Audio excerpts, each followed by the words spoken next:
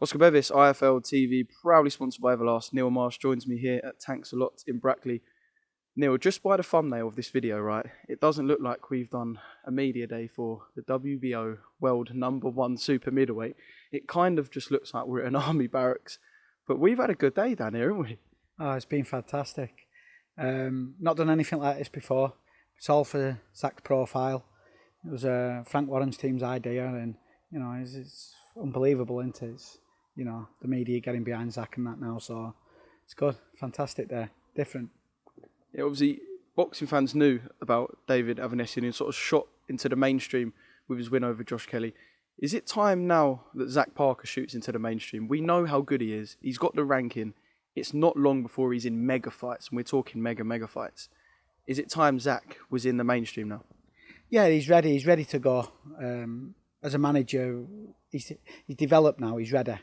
The one thing missing has been his profile over the last couple of years, but with Frank pushing that, we think the fans will get behind him now in the media, and he'll become an household name very soon. But ability-wise, he's ready to go. He's ready to let off the lead, but sometimes politics and lack of opponents don't allow that. So, you know, just yeah, he's ready to go, but you know, we'll go when Frank says. So, you know, just still a bit of waiting at the moment.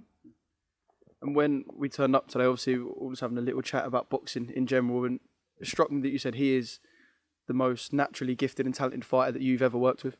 Yeah, definitely. He's and nothing against any other fighter. They all have strong attributes. Every kid who I've ever worked with, they all have the strengths and they all have the weaknesses. But Zach has cruised to where he is. He's, you know, like I say, he's so natural, and he takes his opportunities, and he's starving. He's hungry, and he's got that burning desire in him. So, you know, it helps with the confidence, and it gives me the optimism that I've got something special here.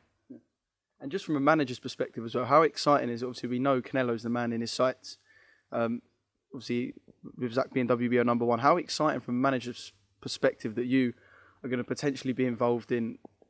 They're like their own event, aren't they? They're almost not like boxing fights. They're their own sort of spectacular event, festival sort of thing, Canelo nights.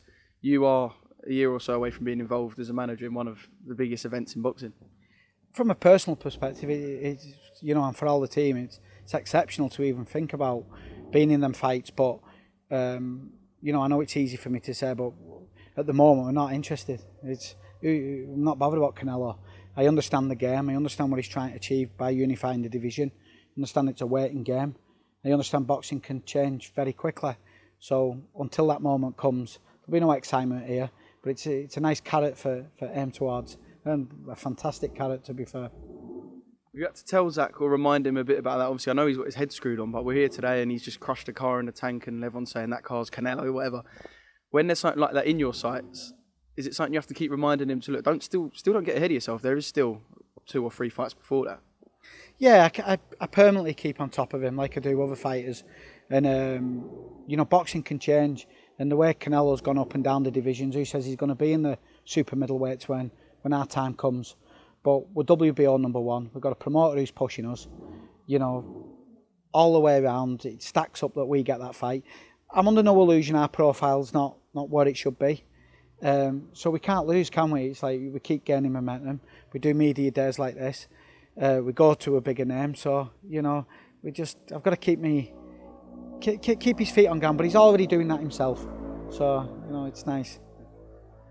And the fact that there's sort of a list of opponents we've been told that have turned Zach down for July the 10th. Like he said to me, he will be fighting someone of that fringe world level to keep sort of pushing, sort of learning himself before a potential mega fight. But the fact there's a list of opponents that have turned him down, I suppose that speaks volumes in itself.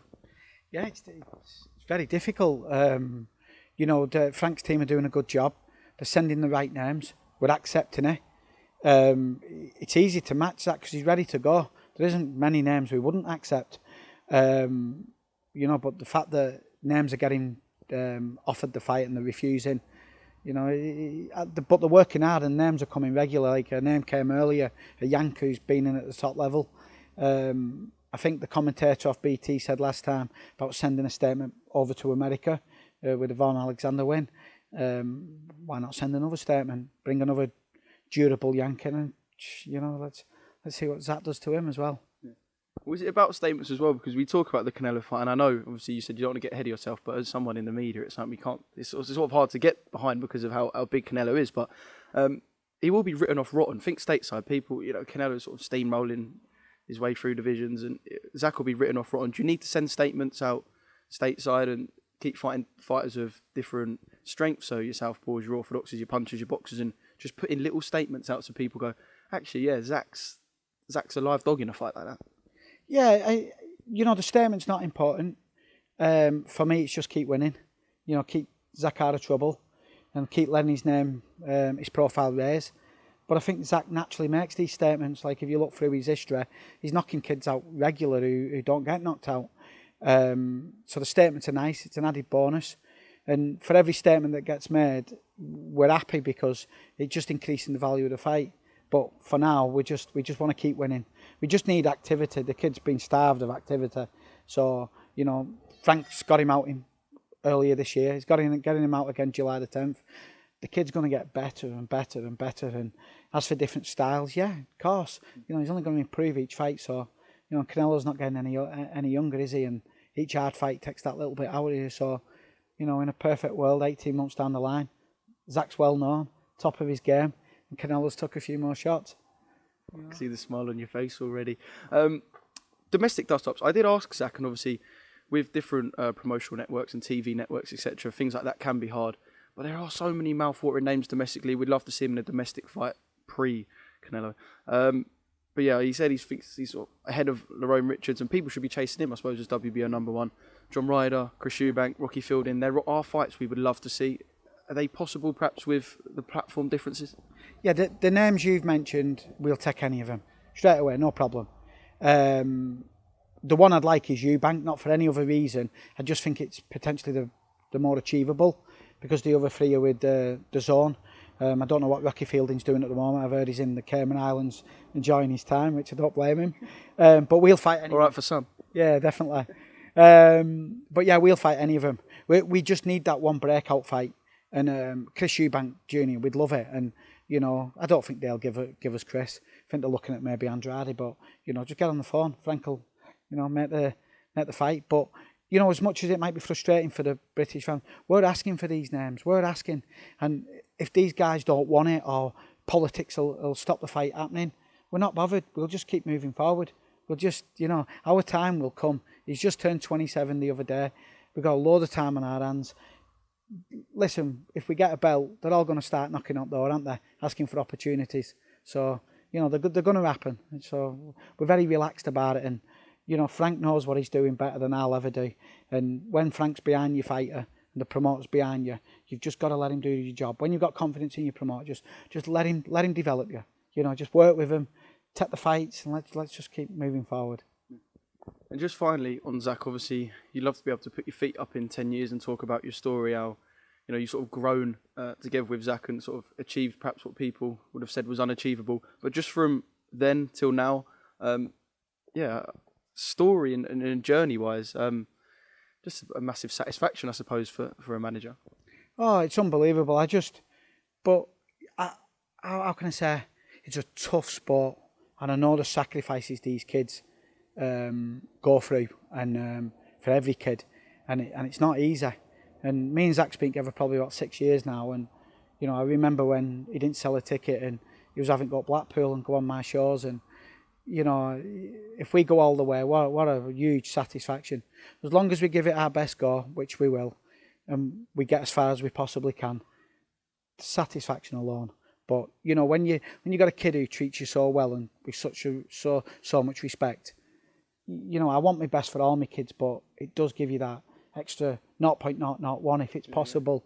For, you know, you want it to happen even as much as you possibly can. So yeah, it'll be a huge satisfaction. Well, I hope it all sort of goes to plan. As I said to Zach, we're about 7-0 down to Canelo. It's just about time one of us done the business, isn't it? David Avanesyan. So when we were speaking, like I said, just before the media day when I got here, I spoke to you about doing an interview. You said, look, you kept your head down a little bit. I suppose it was a hectic week and all in sort of a bubble atmosphere as well. A big win for you and the team, and so long overdue, the fight as well, that it all builds and builds, and there was tension and back and forth and whatever. But I don't know, that whole win, was it just sort of right on your part perhaps to go silent and soak that up, enjoy that, take the good praise and and watch all of that sort of stuff and keep yourself out of the light for a bit? Yeah, definitely. As much as I feel proud of what I did as a manager and the bullshit and politics around the fight and the problems we have and how we overcame it, and how everything was set up against us, you don't forget one thing, the win's about David. And there's not just me, it's Carl and the whole team and anyone who helps. And, I don't want to be that manager whose face is on camera all the time. I think it's a little bit more difficult with David being a Russian. And, somebody has to step up and help promote the fight. But, I put a tweet out saying I wanted to climb back under my rock. And I don't want to be out causing trouble every fight. And, a couple of people have said things about the rivalry with Benn, and Conor's been nothing but respectful, and I don't want to start baiting Conor over things. And so I felt that it was just right to put my head back on the pillow, let David bask in his glory he deserves, and then just work hard and let's get the next opportunity. And the next opportunity is, drum roll? I don't know. Frustration. I'm going to clip that out. The next opportunity is, fuck knows. Fuck knows. It's frustration. Huge frustration. Should it be? Because when he's off the back of a win like that and the wins he's had in the past, I mean, Kerman in Spain twice, realistically, should it be? Why is it hard? You asked the promoter. I'm going to be careful what I say. I don't want to start alienating people and falling out with people, but it's a bit stretched at the moment between myself and Matchroom. I don't want to make it any worse, but the Kelly fight for us, as you say, he went to Kerman when Kerman's name was red hot. He went back, he did a number on him. He's very proud champion, David. Went to Spain to Del Rios, went to the London backyard, waited patiently, all because we thought we'd get like a final eliminator or a world title shot. I understand that sometimes that's not easy, but like I said, it's a little bit stretched at the moment because I feel, and I think all the British public will feel, David deserves a big fight. It's all we want. We just want a big fight. So, give us one. And you don't care who either. It's funny, I had a call with one of Matchroom's team the other day, and we're going through all the names, Mikey Garcias and Bronas and, Spence's. And I know some are fighting, and I know it's not always easy to make these fights, but do you know when you got a fight like David and you're looking at the name and it's like, David will fight him, he'll fight him, he'll fight him, he'll fight him. It's easy. And, Eddie can give a big fight if he wanted to. So I just think that David's deserving of it. And as for the UK, I think, I may be wrong here, but I think it did about 380,000 views on Sky. And I think, nothing against Josh. I think Josh Warrington's a great fighter, but I think he did 170,000 for the world title before. David's like practically an English fighter now. His coverage is huge. It's hard. I refuse to have him sat on the fence. It's already been about 4 months now since the fight. I just think he's deserving of a fight, and I've got to do what I've got to do for make sure he fights. I suppose this is where the European title sort of gets brought back into the conversation. If you're waiting too long and there's not potentially an eliminator, final eliminator, or whatnot, was the title ever going to be given up for Conor Benn to fight for a vacant title, Neil? Conversations happened. For us, if we had a bigger fight, of course we would. We've got nothing against Conor fighting for the European title, but just give us something worthwhile. And in the meantime, the EBU have called a mandatory against your device. It's looking very, very likely that's who we're going to fight. You forget what David's had to do for that belt. He's got Spain 3 times. He's got London with everything stacked up against him each and every time. He's not, he probably sleeps with the belt. He's not going to just give it up unless there's something there. As a Russian fighter, that belt's a key to everything. What we can move forward with. So, just give us something. And nothing against Conor, but I think David's a bit alienated because he's a bit angry because he's hearing all these people are fighting for the belt and these opponents are mentioning things, and the boxing world's a small place. And David's, well, where's my fight? He isn't giving that belt up. Nothing against Conor, but Conor, talking about fighting for a belt that's still in his cabinet, I suppose. Yeah. Yeah, and one he's had to fight very hard, and he's had it for about 3 years now. So he's not giving it up lightly. So as I say, nothing against anybody. I just feel we deserve a bigger fight, and You know, there's just to go back a paragraph. It's, you know, we've mentioned names. Yulushinov, yes, I'll take it. Mentioned names. Virgil Ortiz, yes, I'll take it. We've asked Conor Benn, no. Mckinson, no. Why? What's the problem? You know, we'll fight anybody. And David's 32 years old. I can't leave him on fence. He's a proud man. He's proved his worth. He's done his bit. He just deserves an opportunity. So you're saying that domestically, perhaps the two most well-known, other than Samir Khan, inactivity, whatnot, Conor Benn and Michael Mckinson have turned down a fight with David Avanesyan. I don't know if them personally have, but I know the promoter has. We've clearly asked for him, and the fights haven't come off. You know, we were told wording, but I don't want to go into ins and outs. But we have asked for it 100%. And if any of them want the fight, let's do it. You know, just get on to Eddie. You know, I'm sure he can do a deal with French if it step aside. So, you know, it's all over to them guys. It's like Amir Khan and people like that. He'll fight anyone. Give us a fight. You know, I've got a little Russian who's hungry for, you know, he's in the form of his life, and I can't let it just dwindle away through inactivity. Even if I have to pay for a fight myself, David will be fighting in this next few months. All right, Neil, thank you very much for speaking to Eiffel TV. We've got Errol in the background trying to force me away.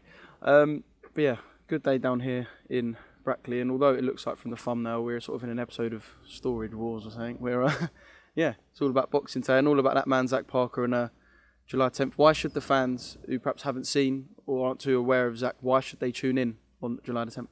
Because he's one of the best talents in British boxing. He's a raw diamond. It's only through lack of I want to be careful. I don't want to start being critical of people, but it's only through no reason of his own he isn't an household name. And in 12 months' time, when we're having this conversation, all the fight fans will be massively behind it. So let's get behind him. The kid's deserving. He's not had any opportunities, and let's support a kid which I've got no doubt will go on and be a world champion. And he's caked himself in fucking mud and ruined his Derby shirt. So you might as well tune in on July the 10th if not for that. Oh, definitely, mate. He's loved it, hasn't he? Oh, listen, he hasn't had anything like this, so, you know, you've seen the bright smile on his face, so I'm very, very happy with him today. So, happy for him.